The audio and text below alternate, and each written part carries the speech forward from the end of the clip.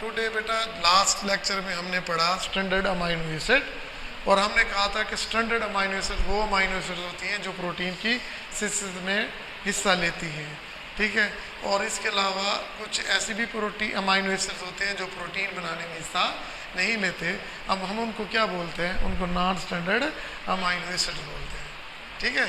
Non standard amino acid वैसे तो hundreds में होते हैं, ऐसे तो हंड्रेड्स में होते हैं।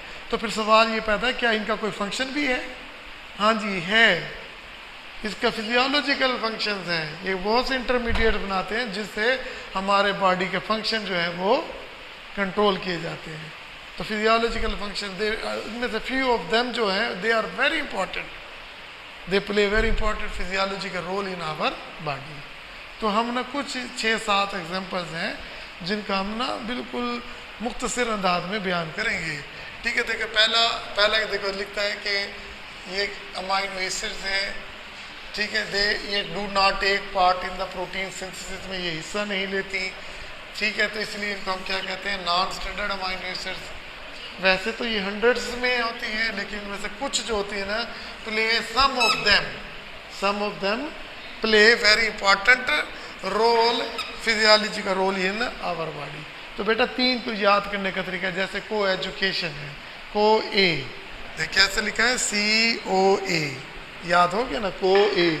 सी से क्या मुराद है, सिट्रोलिन, ओ से क्या है, ऑर्निथीन, और ये आर्जिनिन सक्सिनिक एसिड, ये 3 हो गए, सिट्रोलिन, ऑर्निथीन और आर्जिनिन सक्सिनिक एसिड, ठीक है। तो इसका हमें ज़रूरत नहीं है कि जी हम इसे क्यों पढ़े, सिट्रोलिन है, ऑर्निथीन है, ये फैट मेटाबॉलिज्म में, यूरिया फॉर्मेशन में बहुत रोल प्ले अदा करते हैं, ठीक है। तो इसलिए उनको पढ़ने की ज़रूरत नहीं है। बहरहाल आप इसे याद कर लें, क्या है, सिट्रोलिन, ऑर्निथीन और आर्जिनिन सक्सिनिक एसिड है, ठीक है।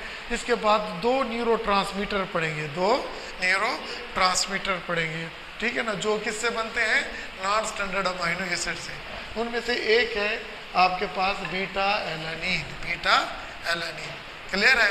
देखो बीटा एलानिन का देखो ये फार्मूला ये था, कहा था ना अगर मैं इसको यहाँ शिफ्ट कर दूँ तो ये क्या बन जाएगा, अब ये क्या बन गया है, बीटा एलानिन, ठीक है।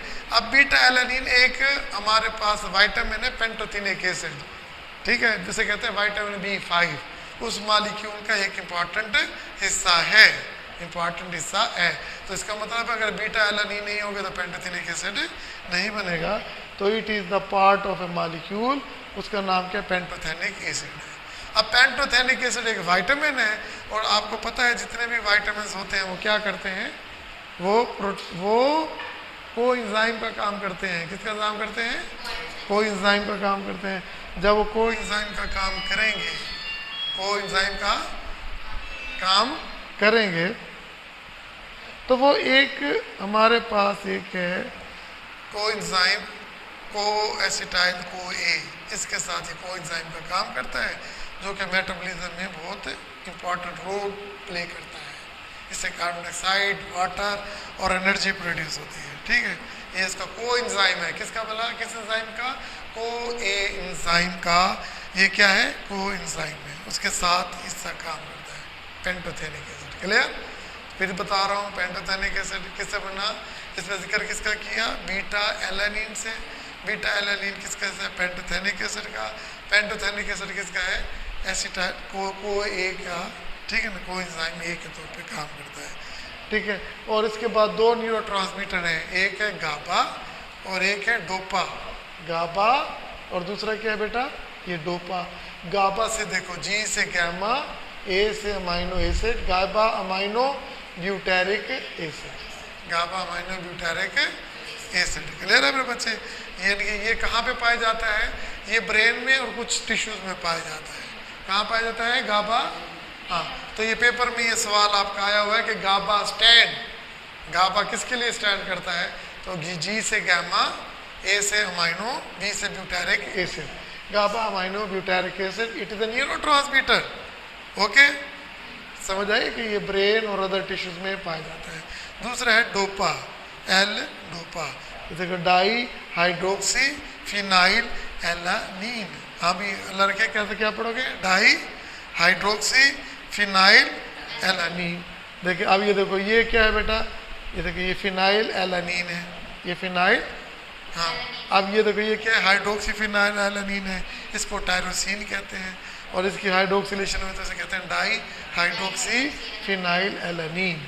ठीक है, ये डाई ये एल डोपा के नाम से मेडिसिन दी जाती है, तो जो कन्वर्ट होती है किस में भला, डोपामीन में। समझे, डोपा किस में कन्वर्ट होता है, डोपामीन में। और डोपामीन क्या है, एक न्यूरो ट्रांसमीटर है। अगर इसकी कमी हो जाए तो डिप्रेशन, एंजाइटी, इस तरह की डिजीजेज आ जाती है। क्लियर हो गया बेटा, डोपामीन। ठीक है, क्लियर हो गया। तो ये डोपा किससे बना था, एल डोपामीन किससे बना, एल डोपा से है। और एल डोपा क्या है, D di hydroxy phenyl alanine. और डाई हाइड्रोक्सी फिनाइल एलानीन कहाँ से बना, टायरोसिन से और फिनाइल एलानीन से। किससे बना, टायरोसिन और फिनाइल एलानीन ने इसको बनाया। किसको बोला, डोपामीन को। और अच्छा जी, अब हमने देखे, अब गाबा आपके मुतालिक पढ़ लिया, गामा अमीनो ब्यूटारिक एसिड। और गामा अमीनो ब्यूटारिक एसिड क्या है, एक न्यूरो ट्रांसमीटर है। ठीक है, इसके ये ब्रेन और अदर टिश्यूज में पाया जाता है। इसके अलावा एक और जो है आपके पास di hydroxy phenyl alanine dopa है। ये हमारे पास किससे बनता है, टायरोसिन के साथ और फिनाइल एलानीन से बनता है। ये दोनों अमाइनो एसिड्स हैं, तो उससे क्या बना, dopa di hydroxy phenyl alanine. Di ये जब ये डोपा है ये कन्वर्ट हो जाती है किसमें, डोपामीन में। और डोपामीन क्या है, एक न्यूरो ट्रांसमीटर है। देखो कितना इंपॉर्टेंट काम कर रहा है, टायरोसिन और फिनाइल एलानीन से क्या बन रहा है, डोपामीन बन रहा है।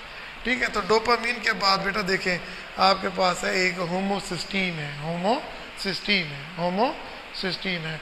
तो बेटा ये अगर होमोसिस्टीन ये बन जाए तो होमोसिस्टीन यूरिया कहते हैं इसको। ठीक है, ये एक इससे फिर ना इसमें काफ़ी कॉम्प्लिकेशंस पैदा हो जाती हैं। तो बहरहाल इसके मतलब मज़ीद नहीं लिखा, हमसे डिस्कस नहीं करते हैं। फिर इसके अलावा बेटा देखो T1, T2, T3, T4 लिखा हुआ है। तो ये आयोडीनेटेड अमाइनो एसिड होता है। वो अमाइनो एसिड क्या होता है, टायरोसिन होती है। उसके साथ अगर एक अमाइनो एसिड लग जाए तो उसे कहते हैं मोनो आइडोटायरोसिन। अगर दो लग जाए तो क्या कहते हैं, डाई आइडोटायरोसिन। अगर तीन लग जाए तो ट्राई आइडोटायरोनिन। अगर 4 लग जाए तो टेट्रा आइडोटायरोनिन। जो T3 और T4 है ये इंपॉर्टेंट क्या है, अपना इंपॉर्टेंट हार्मोन्स के तौर पे काम करती हैं, इंपॉर्टेंट हार्मोन्स के तौर पे काम करती हैं। और ये बन किससे रही है, टायरोसिन से बन रही है। क्लियर है। तो इसका मतलब है जो नॉन स्टैंडर्ड अमाइनो एसिड्स गो के प्रोटीन नहीं बनाती, लेकिन केमिकल रिएक्शंस में उनसे ऐसी चीज़ें बहुत सी बन जाती हैं जो हमारे जिस्म में बहुत अहम रोल अदा कर रही होती हैं। जैसे कि हमने डोपामीन का जिक्र किया, जैसे कि हमने अपना गाबा का जिक्र किया और बीटा एलानीन का जिक्र किया, होमोसिस्टीन का जिक्र किया, T3, T4 का जिक्र किया। ये हर चीज़ अपनी इंपॉर्टेंट फिजियोलॉजिकल फंक्शन है। पेंटोथेनिक एसिड का फंक्शन हमने जिक्र किया। पेंटोथेनिक एसिड का कोई साइन ये हमें पता है कि ये मेटाबॉलिज्म में बहुत इंपॉर्टेंट एनर्जी प्रोड्यूस करने में रोल अदा करता है। तो इसका मतलब ये हो कि नॉन स्टैंडर्ड अमाइनो एसिड्स भी हैं, they are playing very important physiological function in our body. सब नहीं, कुछ इसमें अमाइनो एसिड होते हैं जिनकी उनकी भी हमने एग्जांपल कितनी दी है, 9 दी है।